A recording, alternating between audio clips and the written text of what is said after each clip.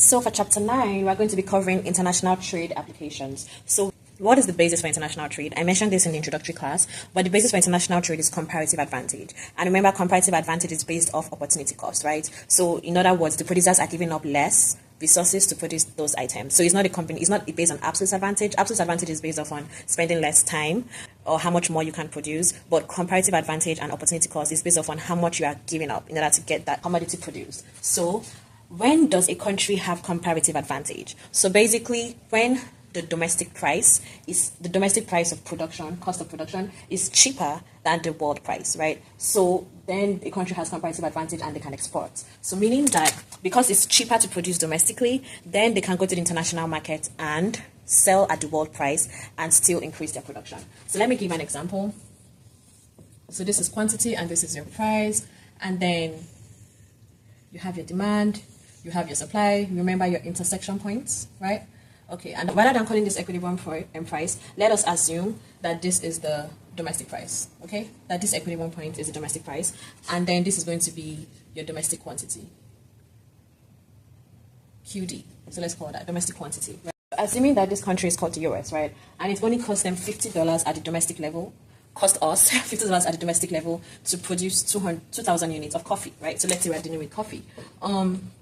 However, so remember, before trade, the consumer surplus is this big triangle, right? So the willingness to pay minus the domestic price, which is $50, right? So this whole big triangle, ABC, right? Okay, so now if we want to consider trade, for us to have a comparative advantage in the international market, domestic price of production has to be cheaper than the world price, right? So let's assume that the world price of coffee is $70, right? Okay, now what we can do is we can go to the international market and sell the coffee, like it's only cost us $50, but we are actually going to the market to sell it for $70, and then we reduce how much we sell to the domestic consumers, right? And whatever extra we produce, we then export it. So that is what comparative advantage is all about, okay? So you see that at this higher price, at the world price, the demand by the domestic consumers is going to reduce. So let's say this reduces to 1,700, okay? But that doesn't mean that supply is going to reduce, because remember, it's a higher price, right? So it makes more sense to increase your supply and your production, right? So this is going to increase all the way, and let's say it increases all the way to 2,500, right? So the difference, so you can see that at this higher world price, we are able to produce and supply more, right? So supply is more than how much is demanded at this higher price. And again, that makes sense because domestic producers are used to buying the good coffee at $50, and now they have to buy it for $70, right? So that's automatically based on the law of demand. That's going to reduce the quantity demanded from 2,000 to 1,700 units, right? But also at this higher price, producers are more encouraged to flood the market with the goods and services. So the quantity supplied is going to increase all the way to 2,500, okay?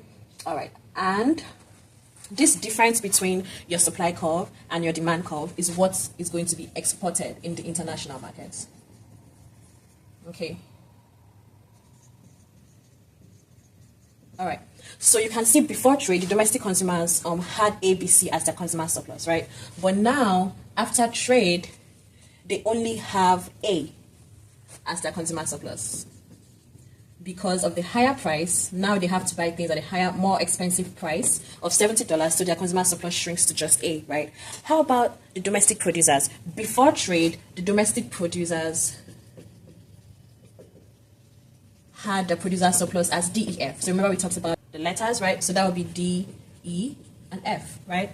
But now, after trade, the consumers are going to gain more because they're selling at a higher world price, so the producer surplus is going to increase, right? So it's going to be D plus E plus F plus some of the initial consumer surplus, B plus C, right? So consumer surplus shrinks for the domestic, so this is at the domestic level. Consumer surplus shrinks, but producer surplus increases because of the higher selling price, right? So this is how comparative advantage works, and whenever there's comparative advantage, it leads to exportation because you have a cheaper production and then you can sell it at a higher world price and then make more profits, right? So you're able to sell produce excess goods, and then you're able to sell it off, export it, and make your gain, right? So the producers always benefit from comparative advantage at the expense of the consumers. How about if there is no comparative advantage? If there's no comparative advantage, that means the domestic price is greater than the world price, right? So therefore, if at all you have to enter the international markets, it should be to import the goods and services, not to export, right? So, I mean, that makes sense. So let's draw the graph, right? You have your price, you have your quantity, and you have your demand, and you have your supply, and you have the intersection points, okay? All right. So again, let's use the same figures, $50 and 2,000 units, okay? And $50 is the domestic price, which is greater than the world price. So it's more costly to produce. So let's say, again, US, but this is for tea, right? So it's more costly to produce domestically than it is at the world price. So let's say at the world price, it's somewhere down here for $30. Okay, all right. So now you can see that based on this country obviously doesn't have comparative advantage because it costs more to produce in the domestic country than it is at the world price. So it's better for them to go import goods in the international market than to produce domestically, right? And when they go to the international market to import goods, then you can see that they're able to demand more of the goods. So initially at $50, they were only able to demand 2,000 units of the good, right? But now at $20, $30 world price, they're able to demand as high as, let's say, 2,600 units of the good, right? But again, because of the lower price, the domestic producers do not have an incentive to produce, right? So the domestic producers are going to reduce, so they're going to reduce the quantity supplied, right? So quantity supplied is going to shrink over here to, let's say, 1,500. All right, so you see that the quantity supply shrinks to 1,500 units, and then the domestic consumption is going to increase. Quantity demanded is going to increase to 2,600. Okay, so the difference between how much is demanded and how much is actually supplied domestically is what is going to be imported. Okay, and again, remember, before trade, consumer surplus is what? ABC. So consumers have this whole part on ABC, right? But now, after trade, when they don't have comparative advantage, after trade, consumer surplus is going to be ABC, this all parts, right? A, B, C, plus this extra. So they're going to gain a little bit of D and E. Okay, so that's going to be A plus B plus C plus D plus E.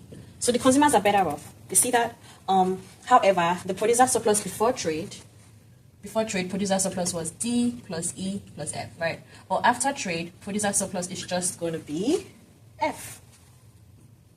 Okay, so that is how comparative advantage works.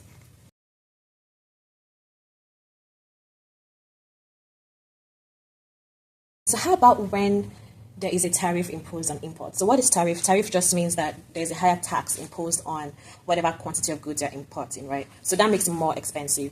So already we know that imports puts the producers at a disadvantage, right? It reduces that producer surplus. Now imagine a tax on imports. So that just means that the country is going to have to pay more in the international market, right? Which of course doesn't favor them. So let's do an illustration. So remember, this is your equilibrium, right? Equilibrium is always where your supply and demand intersect, right? And then your world price is below the equilibrium, right? So remember, when you don't have comparative advantage, your world price is cheaper, right? So your world price was initially low at $30, right?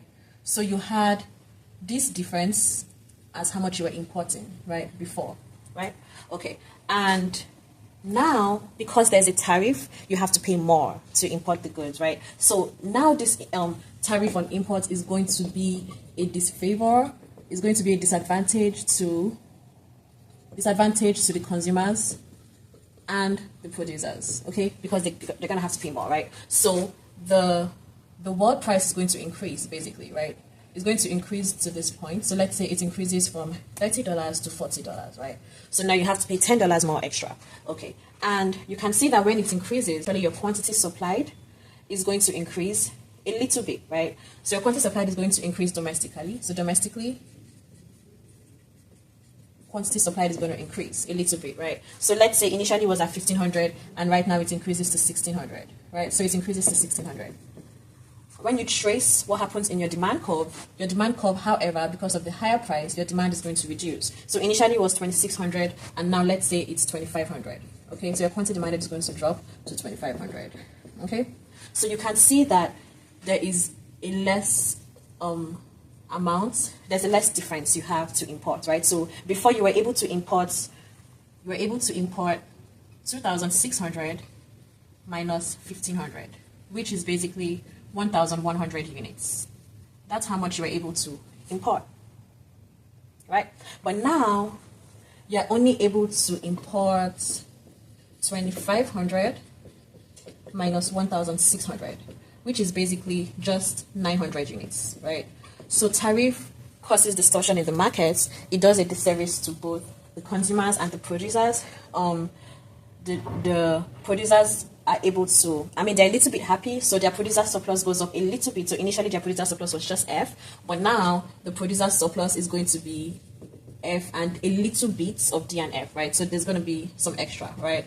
But the consumers are not happy. The domestic consumers are not happy because they have to demand less due to the higher price, right? So the consumer surplus initially after trade was A, B, C, D, E. So now the consumers are going to have A plus B plus C plus just a little bit of D and E, right? So they're going to have a little bit less consumer surplus, right? So this is how tariff on imports just makes it worse. So tariff on imports generally it makes them worse off than free trade. Okay, so tariff is worse off than free trade, and free trade was when they did not have to pay any extra to import, right? So they were just paying $30, but now with the tariff they're paying $40, right? Free trade, meaning that when there's no extra taxes or tariffs in the market, it makes everyone better off because then you're able to produce at your maximum capacity, right? But when tariff is introduced in general, it restricts production. It makes things more expensive for the country that has to import, right? So the country imposing the tariff obviously enjoys the benefits of that, but the country on the receiving end of the tariff does not, right? And it makes things harder generally. So free trade is ultimately preferred to trade restrictions. Whenever there's trade restrictions, it makes things way more complex and it puts other people, especially the importing country, at a disadvantage.